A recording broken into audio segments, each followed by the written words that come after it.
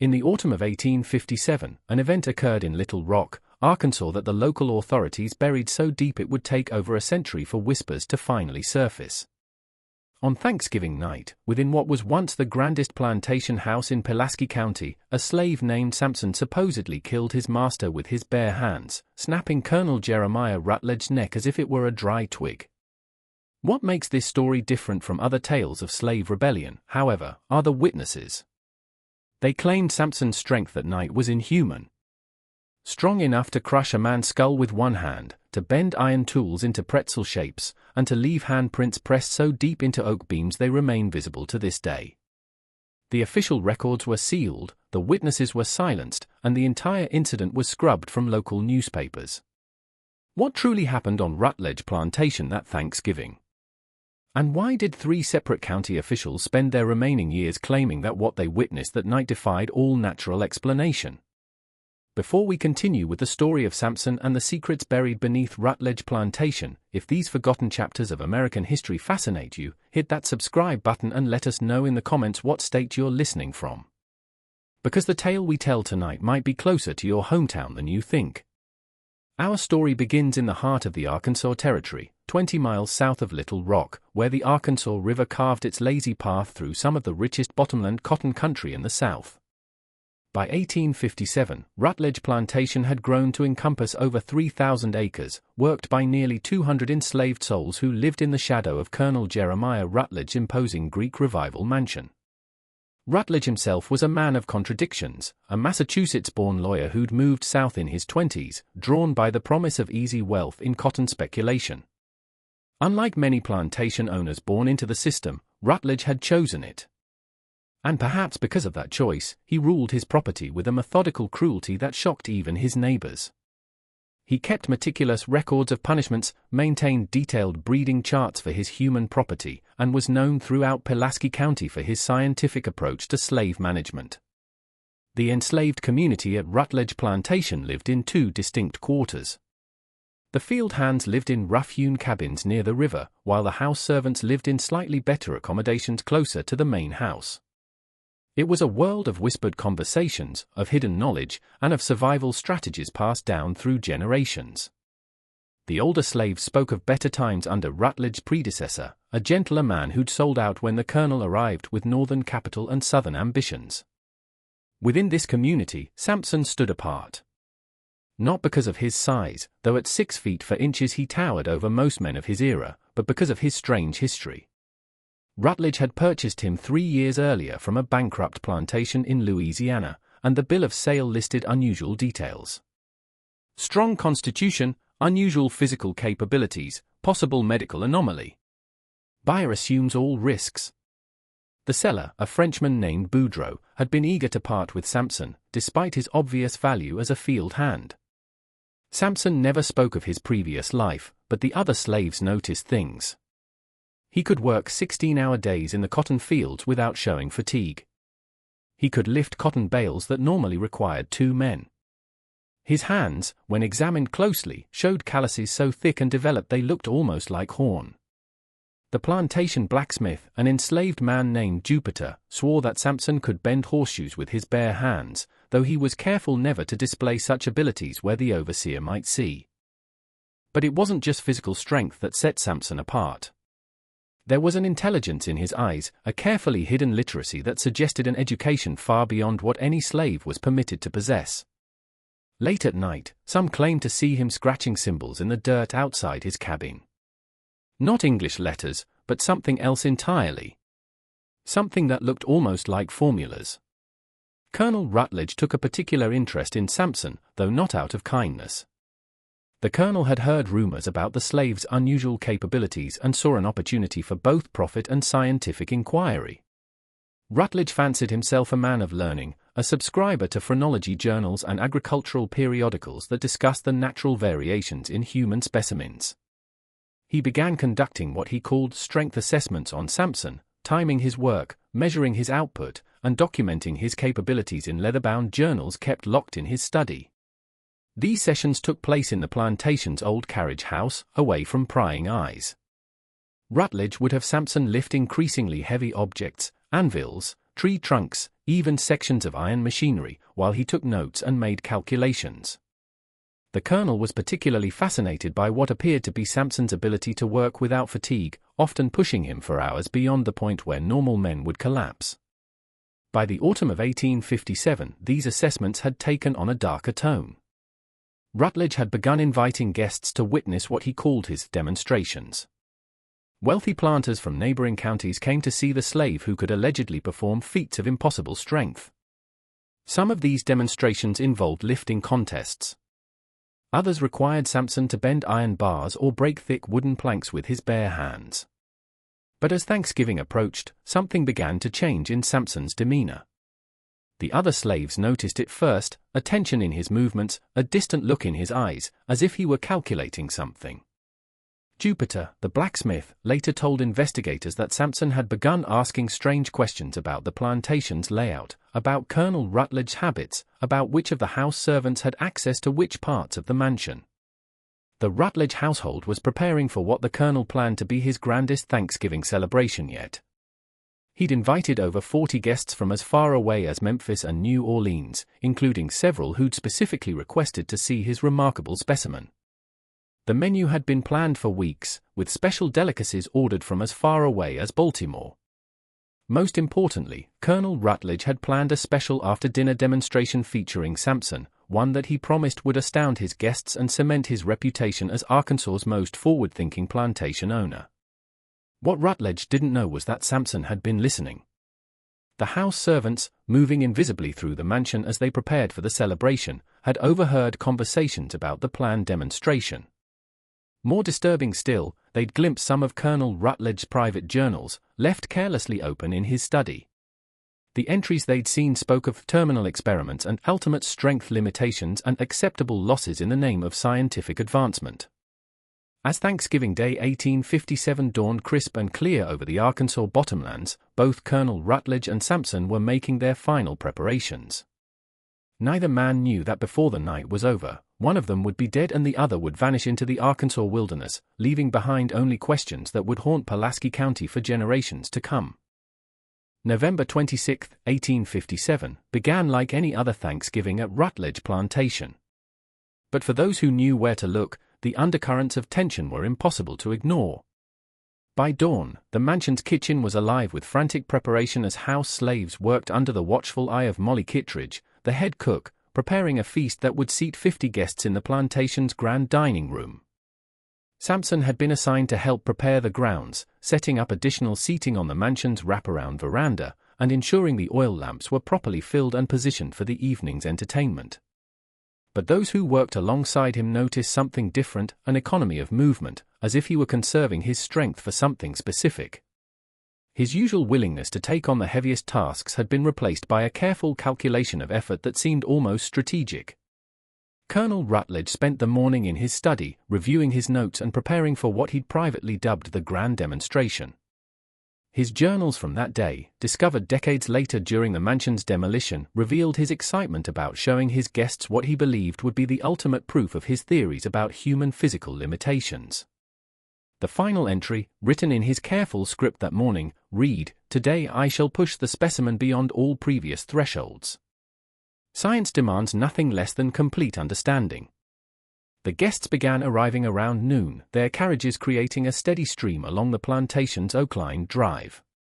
Among them were some of the most prominent names in Arkansas society: Judge Cornelius Dillingham from Little Rock, plantation owner Samuel Vaughan from Helena, and Dr. Nathaniel Payton, a physician from Memphis who'd gained notoriety for his writings on racial physiognomy. But the guest who drew the most attention was Professor Emanuel Voss, a German immigrant who claimed expertise in what he called physical anthropology and who had traveled from as far as St. Louis to witness Rutledge's famous slave. As the afternoon progressed and the guests enjoyed their pre-dinner drinks on the veranda, Samson continued his preparations with the methodical precision of a man following a carefully rehearsed plan. Jupiter the blacksmith later told investigators that when he tried to engage Samson in conversation around 3 o'clock, the larger man had looked at him with eyes that seemed to see right through him, as if his mind were somewhere else entirely. The dinner itself proceeded without incident. The guests feasted on roasted turkey, sugar-cured ham, cornbread stuffing, and an array of seasonal vegetables, all prepared by skilled hands who moved invisibly between kitchen and dining room. The conversation flowed as freely as the wine, with discussions of cotton prices, territorial politics, and the growing tensions between North and South that would explode into war just 4 years later.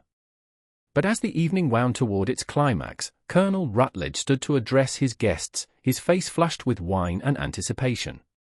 "Gentlemen," he announced, his voice carrying over the murmur of conversation, "tonight you will witness something that challenges everything we thought we knew about the limits of human capability. My specimen, Samson, will demonstrate feats that would have been considered impossible just a generation ago." The guests followed Rutledge out to the old carriage house, their voices excited and skeptical in equal measure. Torches had been arranged around the building's perimeter, casting dancing shadows against the weathered wooden walls. Inside, the space had been cleared except for an array of testing apparatus, iron bars of various thicknesses, wooden beams, and what appeared to be sections of railroad iron arranged on heavy wooden blocks.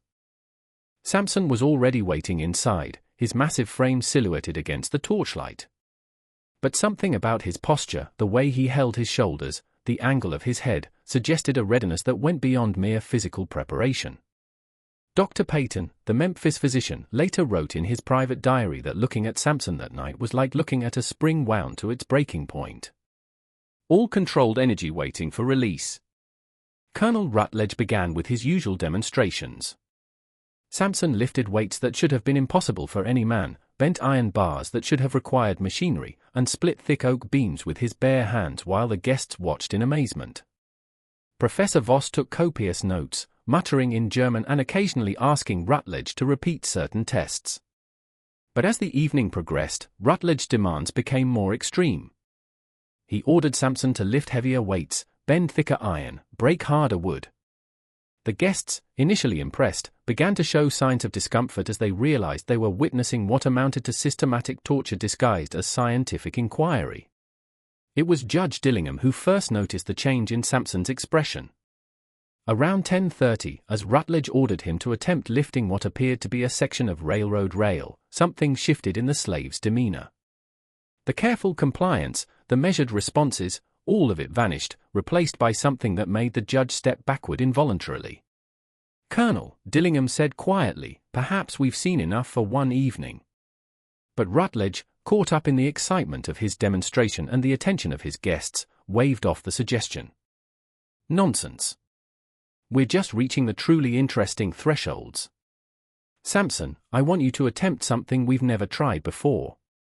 He gestured toward a massive piece of machinery that had been moved into the carriage house earlier that day, the iron flywheel from a cotton gin, weighing easily 400 pounds. For a long moment, Samson stared at the flywheel, then at Colonel Rutledge, then at the circle of expectant faces surrounding them. When he finally spoke, his voice was so quiet that several guests had to lean forward to hear him. "No, sir." The simple refusal hit the gathering like a physical blow. In the antebellum South, a slave's direct refusal of a master's command was unthinkable, a violation so complete it demanded immediate and violent response. But something in Samson's tone, in the way he held himself, gave everyone pause. Colonel Rutledge's face went through a spectrum of emotions, surprise, anger, and finally a cold fury that his guests had never seen before. "What did you say?" "I said, no, sir." Samson's voice was still quiet, but there was something underneath it now, something that made Professor Voss stop writing in his notebook and Judge Dillingham take another step backward. "You will do as I command," Rutledge said, his voice tight with rage, "or you'll face consequences that will make our previous session seem like gentle encouragement." For a moment that stretched into eternity, the two men faced each other across the torchlit space. Then Samson smiled, and several of the witnesses later swore that they'd never seen an expression more terrifying in their lives. "No, sir," he said one final time. "I don't believe I will." What happened next unfolded with a speed that left most witnesses struggling to process what they'd seen. Samson moved toward Colonel Rutledge with the fluid grace of a man half his size, covering the distance between them in 3 impossibly quick strides. Rutledge had time to raise his hands defensively, time to open his mouth in what might have been a shout or a plea, but no time to escape what was coming. The sound that followed, described by multiple witnesses as resembling a thick branch breaking in a strong wind, would haunt everyone present for the rest of their lives. Colonel Jeremiah Rutledge, master of 3,000 acres and nearly 200 human souls, died instantly as his neck snapped with an audible crack that seemed to echo in the sudden silence. But it wasn't just the killing that terrorized the witnesses. It was the ease of it. Samson had killed his master with no more effort than a normal man might use to break a stick for kindling. For a moment that felt frozen in time, he stood over Rutledge's body, his massive hand still positioned as if he were holding something delicate that had simply broken. Then he looked up at the circle of horrified faces, and when he spoke, his voice carried an intelligence and education that no slave was supposed to possess. "Gentlemen," he said with perfect diction and a slight accent that none of them could identify, "I suggest you leave now." The stampede that followed was anything but dignified. Prominent citizens of Arkansas society trampled each other in their haste to escape the carriage house, abandoning all pretense of social standing in their panic to reach their carriages and flee into the night. Within minutes, Rutledge Plantation was empty, except for the slaves in their quarters, the body of their former master, and Samson, who stood alone among the scattered testing apparatus and flickering torches. What happened in the hours that followed remains one of the great mysteries of that terrible night. The house slaves, terrified and uncertain, remained in their quarters until dawn. When they finally emerged, they found the carriage house empty, the torches burned out, and Colonel Rutledge's body gone. Samson had vanished as completely as if he'd never existed, leaving behind only the deep handprints pressed into the oak beams where he'd demonstrated his strength, and a plantation full of people who suddenly found themselves without a master, without direction, and without any idea what came next. But the disappearance of Samson and the body was only the beginning.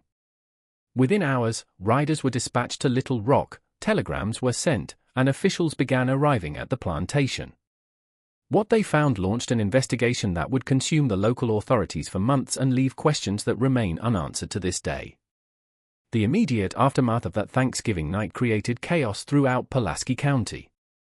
By dawn of November 27, word had spread through the network of plantation owners, overseers, and county officials who formed the backbone of Arkansas society. The implications were staggering, not just because a slave had killed his master, but because of how completely Samson had vanished, and how traumatized the witnesses had become. Judge Cornelius Dillingham, one of the most respected legal minds in the state, returned to Little Rock in a state that his clerk described as complete nervous prostration. Dr. Nathaniel Payton, the Memphis physician, checked himself into a private sanitarium and refused to speak about the events for over a year. Professor Voss simply disappeared, abandoning his hotel room and leaving behind only a trunk full of notes written in what appeared to be a mixture of German and some form of mathematical notation that no one could decipher. Sheriff Thomas Brage arrived at Rutledge Plantation at first light, accompanied by a contingent of armed deputies and several volunteer militia members from Little Rock. What they expected to find was a crime scene, evidence of violence, possibly an ongoing slave revolt, certainly some trace of where Samson might have fled. Instead, they discovered something far more unsettling, a plantation where life seemed to have simply stopped. The house slaves, when questioned, provided accounts that were maddeningly consistent and completely unhelpful. Yes, they had heard raised voices from the carriage house around 10:30. No, they had not investigated. Slaves learned early not to interfere in their master's business. Yes, they had seen lights moving around the plantation late into the night, but from their quarters they couldn't determine who might have been carrying them or where they were going. Most frustrating of all, when pressed about Samson himself, the slaves seemed almost unable to provide useful descriptions. He was tall, they agreed. He was strong, certainly. But when asked about his personality, his habits, his relationships with other slaves, they became vague and evasive in ways that suggested either deliberate concealment or genuine confusion about who Samson had really been. Jupiter, the plantation blacksmith, proved to be the most forthcoming witness, though his testimony raised more questions than it answered. Under pressure from Sheriff Brage, he admitted that Samson had possessed unusual strength far beyond what any normal man should have been capable of. But when pressed for specifics, Jupiter's account became increasingly strange. He could work all day without getting tired, Jupiter testified, his hands twisting nervously in his lap. But it wasn't natural tired, you understand? It was like he was powered by something different than the rest of us. And sometimes late at night, I'd see him doing things that didn't make sense. What kind of things? Sheriff Brage pressed. He'd be working with numbers, scratching them in the dirt, but they weren't like any numbers I ever seen. And sometimes he'd be talking to himself, but not in English, in something else. Something that sounded. Jupiter hesitated, clearly struggling with how to describe what he'd observed. Something that sounded like he was giving orders, not just talking. Like he was used to being in charge of things. The physical evidence at the plantation was equally baffling. The carriage house showed clear signs of the previous night's activities: scattered weights, bent iron bars, broken wooden beams, but there was no blood despite the violent nature of Colonel Rutledge's death. There were no clear footprints leading away from the building, despite the soft earth that should have preserved tracks. Most mysteriously, there was no body. Sheriff Brage organized search parties that combed the Arkansas bottomlands for miles in every direction. They dragged ponds, searched abandoned buildings, followed every creek and river in a 20-mile radius. But Samson seemed to have vanished as completely as morning mist, leaving behind no trace of his passage. The investigation took on an increasingly desperate quality as days turned into weeks. Governor Elias Conway, under pressure from prominent plantation owners throughout the state, authorized a reward of $500 for information leading to Samson's capture, an enormous sum that drew bounty hunters from as far away as New Orleans and Memphis. Wanted posters appeared throughout the Arkansas Territory and neighboring states, featuring a description so generic it could have applied to dozens of men: large Negro male, approximately 6 feet 4 inches tall, unusually strong build. Answers to the name Samson: extremely dangerous, approach with caution. But as the weeks passed, a more troubling pattern began to emerge. Several of the bounty hunters who'd taken up the search reported strange encounters in the Arkansas wilderness, glimpses of an impossibly tall figure moving through the forests at night, campsites that appeared to have been occupied by someone of enormous strength, trees that had been uprooted or bent in ways that suggested superhuman force. More disturbing still were the reports that began filtering in from other parts of the state. A plantation owner near Pine Bluff reported that his slaves had begun acting strangely, whispering among themselves and showing signs of what he called dangerous excitement. Another planter near Helena claimed that his overseer had quit suddenly after reporting that the slaves were talking about someone called the Strong Man who was coming to set things right. By Christmas of 1857, the Samson investigation had become something of an embarrassment to Arkansas law enforcement. Despite the massive manhunt, the substantial reward, and the involvement of federal marshals, they were no closer to finding their fugitive than they had been on Thanksgiving night. Worse, the case was beginning to attract unwanted attention from northern newspapers, which had begun running sensationalized accounts of the Arkansas Superman who had supposedly killed his master and vanished into thin air. It was during this period that the first attempts at official cover-up began to emerge. Governor Conway, concerned about the impact on Arkansas's reputation and the potential for the case to inflame tensions between North and South, quietly ordered all official records of the investigation sealed. The reward was withdrawn, the wanted posters removed, and newspapers were discouraged from running further stories about the case. But the most significant development came from an unexpected source: Colonel Rutledge's personal papers. When his estate was finally settled in early 1858, his executors discovered something that had been overlooked during the initial investigation. Hidden in a false bottom of the colonel's desk was a collection of documents that suggested his interest in Samson had gone far beyond simple scientific curiosity. Among these papers was correspondence with several northern universities, including detailed discussions about human experimentation and physical enhancement studies. There were receipts for chemical compounds ordered from laboratories in Boston and New York, substances with names that meant nothing to local investigators but suggested medical or scientific applications. Most intriguingly, there was a bill of lading from a shipping company in New Orleans, dated just 2 weeks before Samson's arrival at the plantation, for what was described as specialized pharmaceutical equipment and associated materials. The final document in this hidden collection was perhaps the most disturbing: a contract with a company called Meridian Research Associates, based in Boston, for what was described as ongoing physiological assessment and enhancement protocols. The contract was signed by both Colonel Rutledge and someone identified only as a Subject S in handwriting that several of the house slaves identified as belonging to Samson himself. These discoveries raised questions that no one in Arkansas was prepared to answer. Had Samson been part of some sort of medical experiment? Had Colonel Rutledge been working with Northern interests to develop new forms of human enhancement? And if so, what did that mean for understanding the events of Thanksgiving night 1857? The official response to these revelations was swift and decisive. The documents were classified as sensitive estate materials, sealed by court order, and transferred to federal custody. The executors were sworn to secrecy. The house slaves who had identified Samson's handwriting were quietly sold to plantations in distant states, and all mention of Meridian Research Associates was scrubbed from official records. But rumors persisted, spreading through the underground networks that connected slave communities throughout the South. Stories of the strong man who had broken his chains and disappeared into legend. Tales of government experiments and Northern conspiracies. Whispers about other plantations where similar specimens might be undergoing similar treatments, and what might happen if they, too, decided they'd had enough. As 1858 dawned over Arkansas, the Samson case officially no longer existed. But in slave quarters throughout the South, in the private correspondence of worried plantation owners, and in the locked files of federal offices in Washington, the questions raised by one Thanksgiving night continued to multiply. And somewhere in the vast wilderness of the Arkansas Territory, those who claimed to have seen him insisted that Samson was still out there, growing stronger, biding his time, and possibly planning something that would make his actions at Rutledge Plantation seem like just the beginning. The spring of 1858 brought new developments that would deepen the mystery surrounding Samson's disappearance and raise questions about the true nature of what had occurred at Rutledge Plantation. The first indication that the case was far from closed came from an unexpected source, the Pinkerton Detective Agency, which had been quietly hired by parties unknown to conduct their own investigation into the events of Thanksgiving night.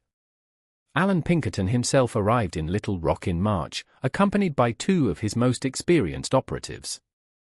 Unlike the local authorities who had focused their efforts on tracking Samson's movements after the killing, the Pinkertons were interested in what had happened before his arrival at Rutledge Plantation. Their investigation would uncover a trail that stretched back through Louisiana, Mississippi, and eventually to a series of medical facilities in the Northeast that had been conducting what they euphemistically called human improvement research. The Pinkerton investigation began with the original bill of sale that had brought Samson to Arkansas. Detective James Hawthorne, posing as a potential slave buyer, traveled to Louisiana to interview the original seller, the Frenchman named Boudreaux. What he discovered was deeply unsettling. Boudreaux's plantation, located in the bayou country south of New Orleans, had been the site of extensive medical experiments conducted under the auspices of what was called the Southern Health Initiative. The program, ostensibly designed to study diseases common among enslaved populations, had actually been testing various chemical compounds and medical procedures designed to enhance human physical capabilities. The Frenchman was nervous from the moment I mentioned Samson's name, Hawthorne wrote in his confidential report to Pinkerton. He kept insisting that he had disclosed all known risks in the bill of sale, that he bore no responsibility for what happened afterward. But when pressed, he admitted that Samson had been part of what he called the enhancement protocols for over 2 years before the sale. According to Boudreaux, the Southern Health Initiative had been funded by a consortium of Northern investors who were interested in developing more efficient labor systems. The experiments involved exposing subjects to various chemical treatments, carefully monitored exercise regimens, and what were described as nutritional optimization protocols. Most subjects showed modest improvements in strength and endurance. A few showed dramatic changes, and a very few, like Samson, began to display capabilities that seemed to transcend normal human limitations. But there were side effects, Boudreaux had confided to the Pinkerton detective. The enhanced subjects began to show signs of independence. They became harder to control, more questioning of authority, and some of them began to display intellectual capabilities that were most disturbing. Samson was among the worst, or the best, depending on your perspective. He learned to read and write within months, began to understand complex mathematical concepts, started asking questions about the nature of the treatments he was receiving. The Louisiana experiments had been shut down abruptly in 1854 when several enhanced subjects had escaped during a revolt that left 3 overseers dead. Most of the escapees had been recaptured and quietly disposed of, but a few, including Samson, had been sold to distant plantations with carefully worded disclaimers about their unusual characteristics. This revelation led the Pinkertons to investigate the northern connections to the Southern Health Initiative. What they discovered was a network of medical facilities, research institutions, and private laboratories that had been conducting similar experiments throughout the 1840s and 1850s. The work was funded by a combination of private investors, government contracts, and what appeared to be military interests seeking to develop enhanced soldiers for potential future conflicts. The central figure in this network was Dr. Marcus Kleiman, a German immigrant who had established research facilities in Boston, Philadelphia, and Baltimore. Kleiman's work focused on what he called human optimization, using a combination of chemical treatments, physical conditioning, and psychological conditioning to create individuals with enhanced capabilities. His test subjects were drawn from prisons, immigrant populations, and, increasingly, enslaved individuals purchased specifically for experimental purposes. Detective Sarah Chen, one of Pinkerton's most skilled female operatives, infiltrated Kleiman's Boston facility by posing as a nurse seeking employment. Her reports revealed the scope and sophistication of the enhancement program. The facility maintains detailed records on over 200 subjects who have undergone various levels of enhancement treatment, she wrote. The success rate varies dramatically depending on the subject's physical condition, psychological profile, and what they refer to as genetic compatibility factors.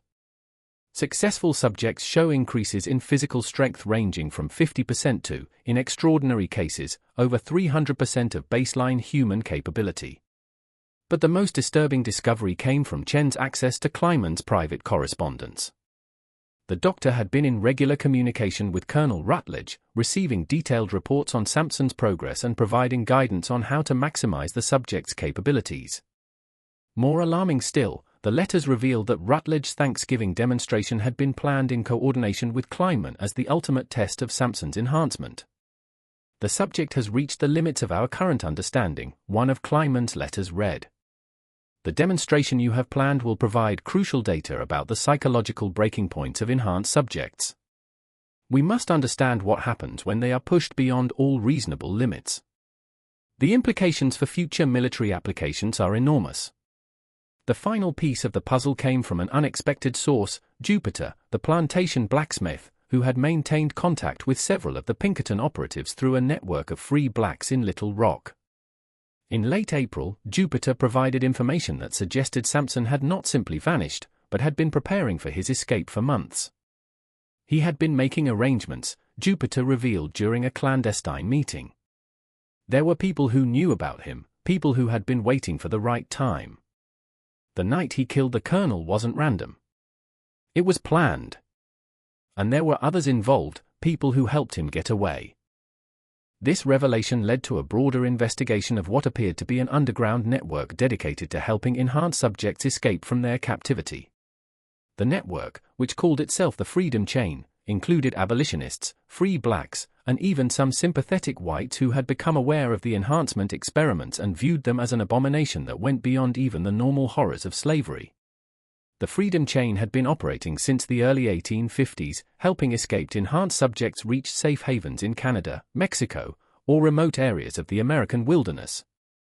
They had developed sophisticated methods for covering tracks, providing false identities, and, most importantly, helping the enhanced subjects learn to control their abilities in ways that would allow them to blend into normal society. But the most shocking revelation came in May of 1858 when Detective Hawthorne uncovered evidence that the Freedom Chain had been infiltrated by foreign agents. Documents found in a raid on a suspected safe house in Memphis revealed correspondence with British and French intelligence operatives who were interested in learning about American enhancement technologies. The implications are staggering, Pinkerton wrote in his final report to his mysterious clients. The enhancement program has not only created individuals with capabilities that exceed normal human limitations, but it has also attracted the attention of foreign powers who see potential military applications. If subjects like Samson have been successfully extracted to foreign territory, we may be facing a situation where America's enemies possess capabilities that we do not fully understand or control. The Pinkerton investigation was quietly terminated in June of 1858. Its findings were classified and its operatives reassigned to other cases. But the questions it had raised continued to reverberate through certain circles in Washington, where military officials and government researchers began to grapple with the implications of what they had learned. Meanwhile, reports continued to filter in from throughout the Arkansas Territory and beyond. Sightings of an impossibly tall, impossibly strong figure moving through the wilderness. Stories from remote settlements about a mysterious benefactor who had helped escaped slaves reach freedom. Tales from Native American tribes about a man who could outrun horses and bend iron with his bare hands, but who spoke with intelligence and kindness rather than the savage fury that many expected from someone of his capabilities. And in the ruins of what had once been Rutledge Plantation, now abandoned and slowly being reclaimed by the Arkansas wilderness, visitors reported strange phenomena. Deep handprints in oak beams that seemed to grow more distinct rather than fading with time. Areas where the very ground seemed to have been compressed by enormous force. And sometimes, on quiet nights when the wind was still, the sound of someone moving through the old carriage house, as if a massive figure were testing his strength against invisible weights. As summer gave way to autumn in 1858, 1 year after the Thanksgiving night that had changed everything, the mystery of Samson had evolved from a local manhunt into something much larger and more complex. The questions were no longer just about where he had gone, but about who he really was, what had been done to him, and what his escape might mean for a nation that,